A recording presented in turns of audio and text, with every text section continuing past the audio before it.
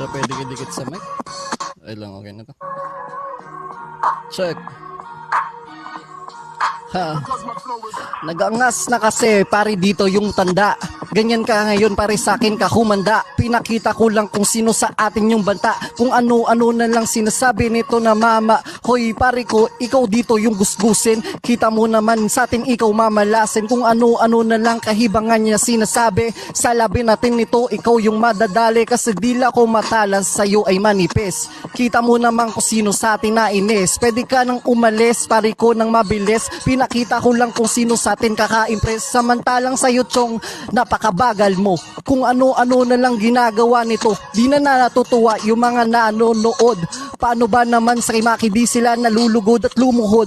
Ka na lang sa akin pare. Aminin mo na lang na dito ka na madadali. At paano ko dito to na nasabi. Ang bobo kasi ni Maki dito na umatake. Binagalang ko na lang para kahit paano ay marinig na maliit mo na kote dito at pandinig. Paano ba naman hindi sila sa'yo na bumibilib?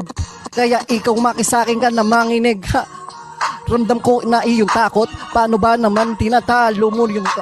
Di ko din alam kung bakit ba yan ganyan. Napapag-iwanan ka na pare sa iyong hakbang. Kaya nga binagalan nito ay pinakinggan. Paano ba naman ang bobo mo na kalaban? Hindi ako pare sa iyo na ginaganahan. Para ba naman pang bonus round ka lamang? Kaya BBG baba ka na. Mas okay kasi sa comment section ka kumuda. Iba dun ka naman pare, dun ka na lang magtanda. Kasi sa gaganito pare ay di ka nabihasa. Makabagong ira to pare dun sa pila mo. Di naman ako aapak dyan sa trono mo. Paano ba naman kasi masyado ka nang gugulo. At pinag-itay mo pa tao sa iyo. Kaya ang kulit dito ng kagaya mo. Pinakita ko lang na di mo maluloko tulad ko. Kasi kung usapan na utakan pare di mo kaya yan. Matagal ka na kasi pare napapag-iwanan.